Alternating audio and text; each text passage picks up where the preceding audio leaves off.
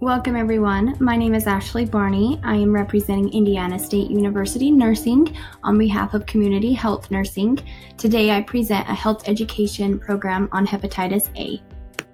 For purposes of this presentation, the population at risk here for Hep A is children ages 0 to 18 whom attend school or a community daycare.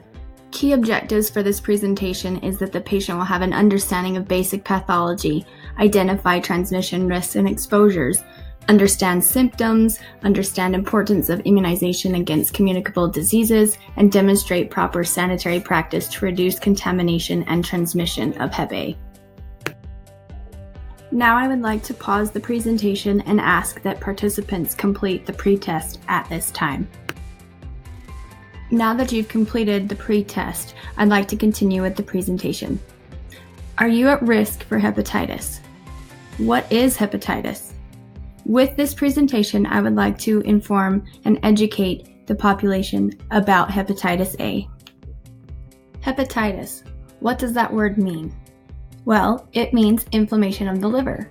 There are various reasons for inflammation of the liver. Back to the days of Hippocrates, the first description of hepatitis was epidemic jaundice. There are 3 common types of viral hepatitis in the U.S. A, B, and C. Formerly known as infectious hepatitis, this was differentiated from Hep B in the 1940s. The 1970s brought forth further blood testing to differentiate Hep A from other non-B hepatitis. So what is hepatitis A? Well, it's a highly contagious infection in the liver, which is caused by the Hep A RNA virus, also known as picornavirus. Its only natural host is humans, and it can be stable in the environment for months at low pH levels and moderate temperatures. Prior to the vaccine era, hepatitis mortality estimates were up to 80%, causing about 100 deaths per year in the U.S. alone.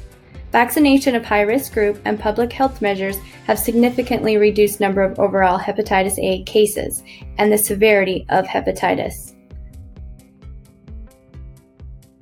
Unlike viral hepatitis B, hepatitis A is not transmitted through blood or saliva. Instead, it's entered through the mouth, acquired through fecal-oral transmission. This occurs either person-to-person contact or ingestion of contaminated food or water.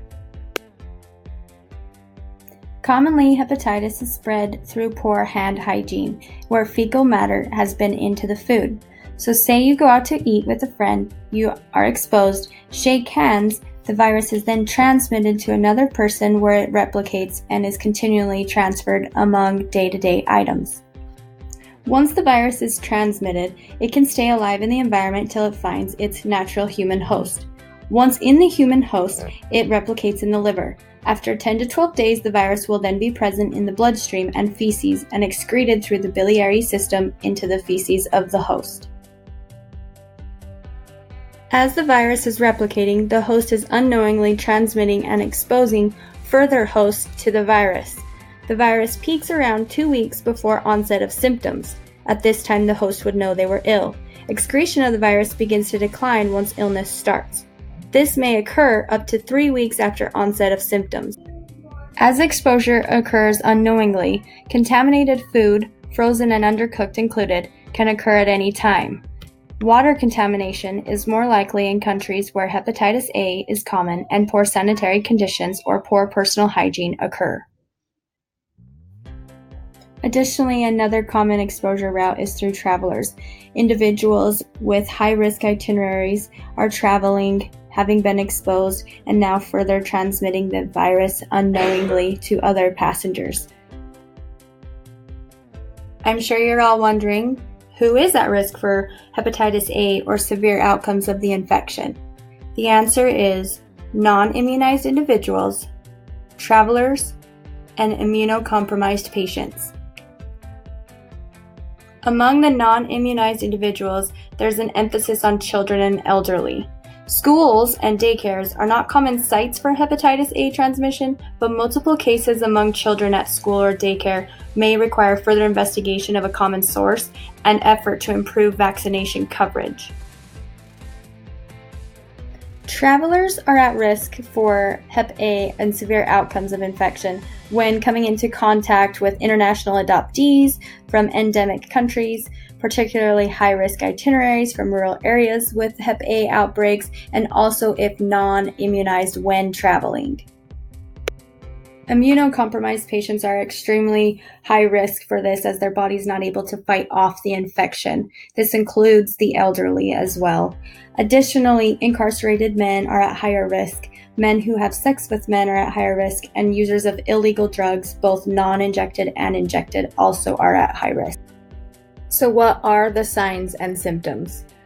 Patients often will experience fever, fatigue, nausea, loss of appetite, vomiting, dark urine, clay-colored stools, abdominal pain, joint pain, and jaundice.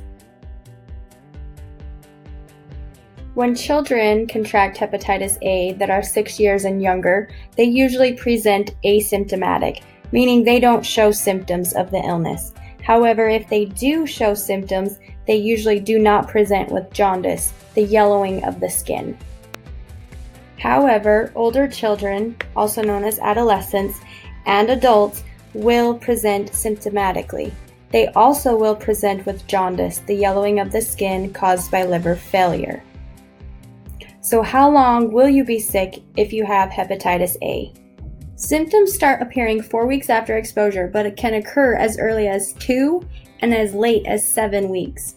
Once exposed, symptoms may develop over a period of several days, lasting less than 2 months, although 10 to 15% with Hep A can have symptoms as long as 6 months.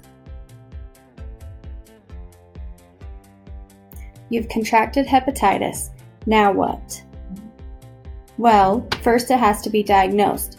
If exposed or you experience symptoms, you should see a doctor for a diagnosis of hepatitis A.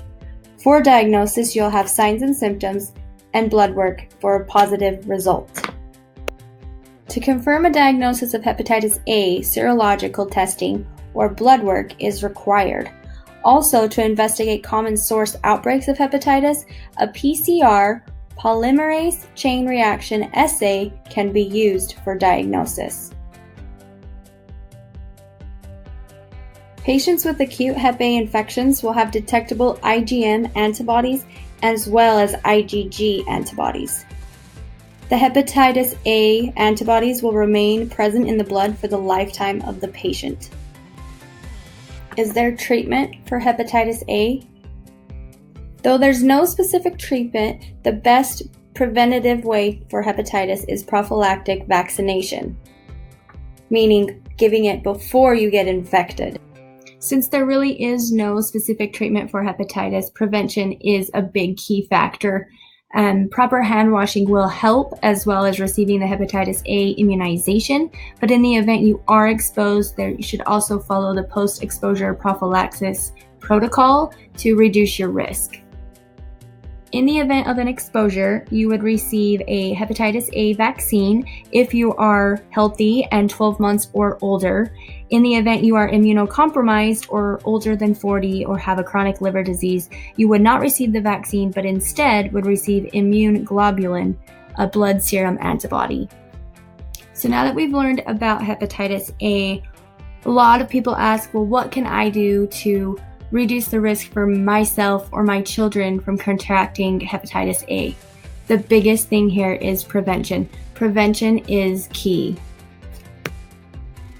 The number one highly effective way to prevent hepatitis A is by receiving the hepatitis A vaccine.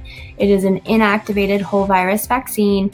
It doesn't have any known serious adverse reactions which have been reported, and there's pediatric and adult formularies.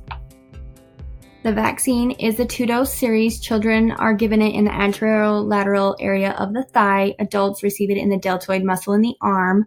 The earliest they can receive it is 12 months of age with 6 months dose intervals, meaning that the first dose is given, then 6 months later the second dose is received for a full immunization. Concluding this presentation, I would like to thank you for your time listening to the health education program that I have constructed for you. If you could please take the post-test now, that would be beneficial. Also, there are informational handouts available that include the list of my references.